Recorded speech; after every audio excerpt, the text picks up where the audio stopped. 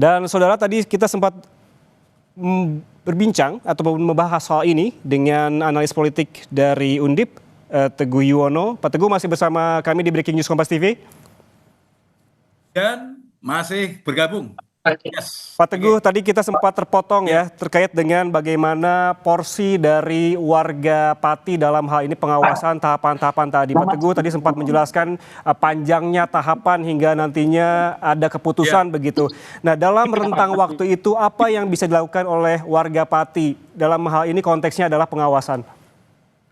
Ya, saya kira yang paling penting harus dicatat oleh teman-teman warga Pati adalah bahwa namanya impeachment, namanya pemakzulan bupati atau wali kota atau gubernur itu bukan sesuatu yang instan ya. Tidak bisa kalau itu sudah masuk ke mekanisme di DPRD atau mekanisme politik, maka harus ada tahapan-tahapan. Karena hukum itu harus melibatkan dan mengabdi kepada semua kepentingan, tidak hanya kepentingan satu persatu elemen atau kelompok tertentu. Oleh karena itu tadi saya katakan yang sekarang hari ini dirapatkan oleh DPRD sebetulnya tahap paling awal untuk melakukan proses-proses politik secara formal. Jadi kalau orang demonstrasi, orang memberikan aspirasi, kemudian memberikan pressure, tekanan politik, itu kan sifatnya di luar mekanisme hukum, mekanisme di dalam proses. Tapi kalau sudah masuk ke DPRD, nah itu masuk proses hukum. Berarti di situ ada unsur-unsur yang harus dipenuhi. Misalnya DPRD harus sepakat bahwa hak angket ini dilakukan. Kalau sudah dilakukan, kita setuju membuat hak angket ini digulirkan, berarti ya habis itu membentuk pansus, ya kan? Pansus ini bertugas apa? Melakukan pemeriksaan terhadap bupati dan kebijakan-kebijakannya yang dinilai tadi tidak menguntungkan atau merugikan masyarakat.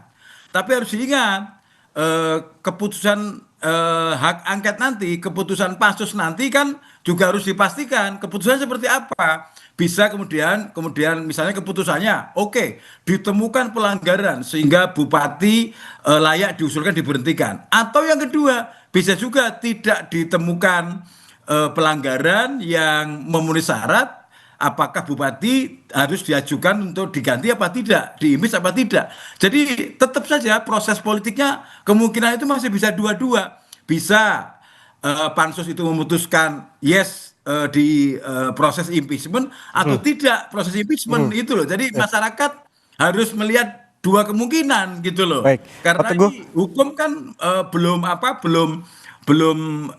inkrah ya, nanti proses itu kan belum inkrah. Nah setelah itu baru untuk memutuskan, setelah hak angket disetujui kemudian pansus dibentuk, baru pemeriksaan itu ya, pemeriksaan para pihak diundang, wakil dari rakyat diundang, mungkin wakil yang demo-demo juga diundang, asosiasi diundang, masyarakat diundang, kemudian mungkin pemerintah daerah, OPD diundang untuk mengecek bener nggak ini ada pelanggaran oleh bupati, layak nggak pelanggaran ini berujung ke impeachment. Jadi masyarakat memang harus mengerti ini gitu, karena tahapannya memang begitu. Setelah itu baru diusung setelah kemudian pemeriksaan selesai, kemudian mekesimpulan didapatkan, baru kita lihat kesimpulannya apakah pansus merekomendasikan untuk diimpeach apa tidak gitu Mas. Memang berarti artinya ini warga tidak bisa dilibatkan sebagai perwakilan dari aliansi warga begitu, tidak bisa dilibatkan dari awal begitu, hanya dipanggil nanti ketika saat diumumkan.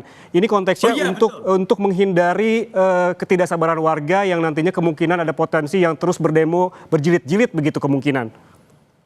Nah, itulah saya kira yang saya sebut DPRD harus responsif dan mendengarkan pendapat masyarakat, ya, mendengarkan baik yang kelompok tertentu yang lain. Jadi kalau DPRD kan harus melakukan ini secara objektif juga, kan DPRD kan memiliki kewenangan untuk melakukan pemeriksaan.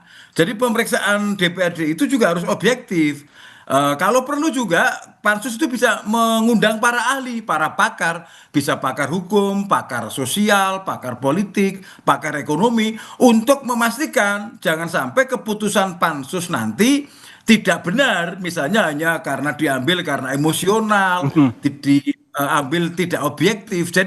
Jadi memang ini semua harus mengerti bahwa proses-proses di DPRD itu memang tidak bisa gegabah ya, harus hati-hati supaya tidak ada celah-celah hukum yang kemudian nanti bisa berproses terhadap gugatan-gugatan karena DPRD juga berpotensi digugat juga kalau misalnya keputusannya tidak objektif. Jadi kalau itu dipercayakan oleh DPRD, dua kemungkinan masyarakat menunggu proses di DPRD atau masyarakat ikut mengawasi Oke. sidang-sidang yang ada di DPRD gitu ya. Oke, berarti ada potensi juga, ada kemungkinan, kita tidak tahu berapa persen, DPRD juga bisa dituntut begitu apabila memang keputusannya tidak sesuai dengan desakan warga, begitu? Ya, dua kemungkinan memang, dua kemungkinan artinya kemudian nanti demonya bisa bergeser, bergeser misalnya dari bupati yang mau diimpeach kemudian kepada DPRD, mungkin DPRD dipandang tidak responsif, DPRD dipandang tidak follow up dengan baik. Jadi berbagai macam kemungkinan masih bisa terjadi. Oleh karena itu, ini kita lihat sekarang hasil rapat hari ini seperti apa, nanti hak angketnya seperti apa, pansusnya seperti apa, kerja pansus seperti apa, apakah kerja pansus bisa diawasi, seperti apa pengawasannya. Itu memang proses yang tidak pendek dan harus serius ini, Mas. Ini karena ini dilihat oleh semua orang di Indonesia dan bahkan di dunia ini yang terjadi di Pati hari ini. Oke, Pak Teguh, kita sempat menyinggung soal tadi DPRD bisa saja nanti memanggil ahli begitu untuk digali keterangannya terkait hal ini. Tapi kalau kita melihat kebijakan-kebijakan kontroversial yang diambil oleh Bupati Pati ini sudah dibatalkan terkait juga dengan salah satunya adalah kenaikan pajak ataupun PBB sebesar 250%. Namun jangan dijawab dulu, kita akan jeda sejenak, tetaplah bersama kami di Breaking News Kompas TV.